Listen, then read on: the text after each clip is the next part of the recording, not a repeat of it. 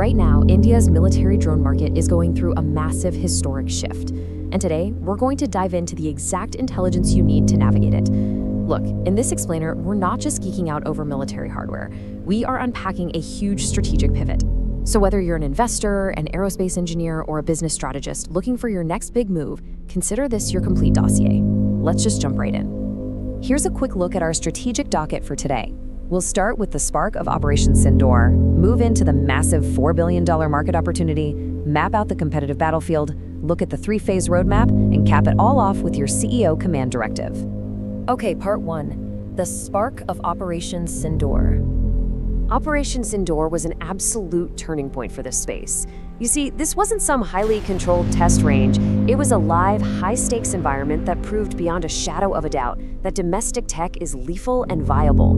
The whole operation essentially broke down into three distinct phases: the catalyst that forced the action, the execution of the strike itself, and the critical defense mechanisms deployed to protect assets. It's basically a perfect microcosm of modern drone warfare. If you're looking for a proof of concept for this entire industry, it's built on this exact sequence. First, you had a swift catalyst, retaliation following an attack in Jammu and Kashmir. Second was the execution phase. And this part is incredible. They tactically deployed domestic Sky Striker drones, actively jamming and bypassing air defense systems to completely destroy their targets. And third, they set up an ironclad defense, where the D4 anti-drone system neutralized hostile incoming drones using advanced electronic jamming and spoofing. This operation proved to everyone that the domestic tech stack actually works, seamlessly blending offense and defense. Moving on to part two, a $4 billion market. Let's talk about this explosive growth. Over $4 billion by 2030. That is a staggering figure for such a highly specialized sector.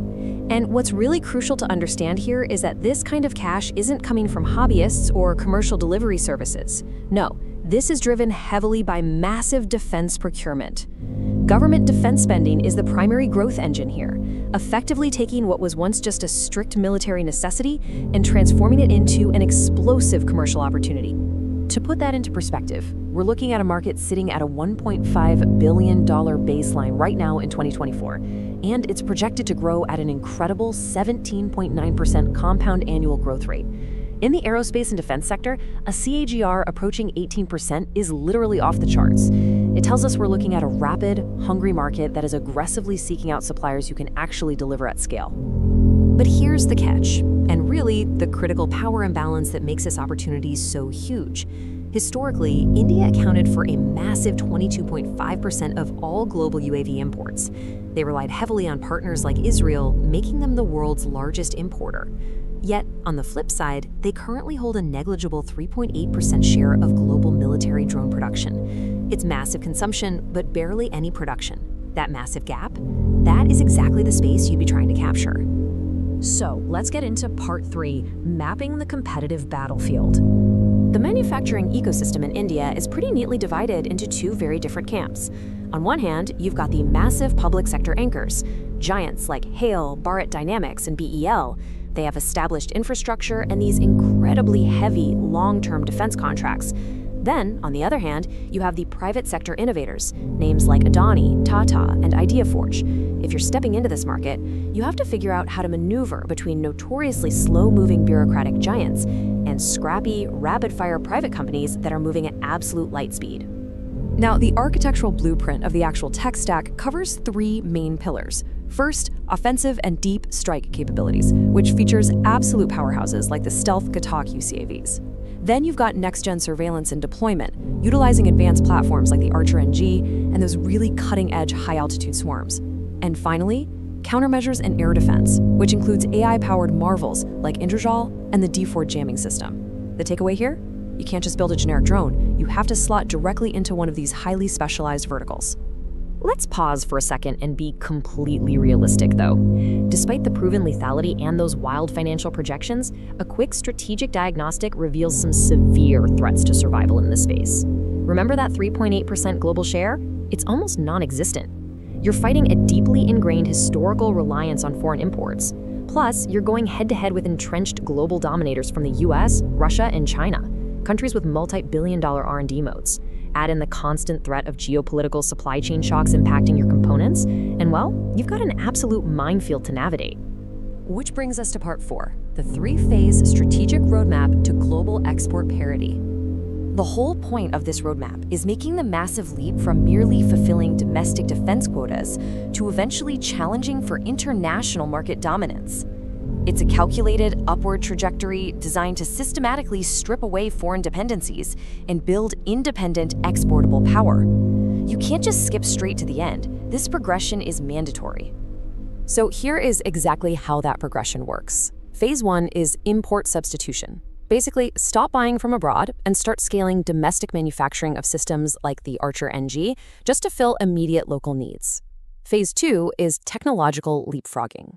Instead of just copying old combat systems, you completely bypass legacy tech by pouring heavy R&D into next-generation asymmetry. We're talking AI-powered countermeasures and high-altitude swarm deployments. And finally, Phase 3 is global market capture. This is where you leverage the huge manufacturing scale of those private giants to transition from being just a domestic supplier into a global exporter. And finally, Part 5, your CEO Command Directive. Let's look at your operational mandate. Imagine you are stepping in as CEO. You are entering a $1.5 billion market growing at nearly 18%. The technology is totally proven, but those entry barriers we talked about, they are unforgiving. Your survival hinges completely on mastering 3 specific pillars: your financial architecture, your supply chain matrix, and your risk navigation. Let's break down the absolute toughest decisions you're going to face right out of the gate. Your very first strategic roadblock involves a massive supply chain trade-off. To build these systems, your manufacturing process requires highly specialized critical equipment. So here's your multi-billion-dollar question. Do you import that equipment from established global players, or do you commit to building it entirely from scratch within India? If you rely on the import protocol, you get a massive pro, lightning-fast speed to market, because you get immediate access to proven Western or Israeli tech. But the con? You remain totally vulnerable to geopolitical supply shocks, which sustains the exact dependency this entire market is trying to escape. Conversely, choosing a strict Make in India path aligns perfectly with national self-reliance goals and builds your own proprietary IP. The massive downside there? It means significantly slower initial scaling and requires a much heavier upfront R&D expenditure. So, which pain are you willing to absorb? And simultaneously, while you're agonizing over that supply chain, you have to define your evasion strategy for some major operational landmines. You've got to survive notoriously slow bureaucratic defense procurement cycles that can bleed a startup dry before the paperwork even clears a single desk. You have to figure out how to compete against the massive capital moats of giants like Tata and Adani. You need to secure highly specialized aerospace engineering talent in a hyper-competitive market, and somehow you must match the furious R&D velocity of those global dominators. Honestly, your mitigation tactics here are just as important as the aerodynamics of your drone. So we've covered the catalyst, the explosive growth, the tech stack, and the roadmap. The pieces are definitively set on the board. The dependency on historical imports is actively fracturing right in front of us, and the opportunity is fully validated by real-world operations like Sindor. The only missing variable in this multi-billion-dollar equation is execution. Given the severe entry barriers and the incredible upside, how will you structure your strategy to capture this historic market shift? Think about it, because this market is already moving. Thanks for joining me on this explainer, and I'll catch you in the next one.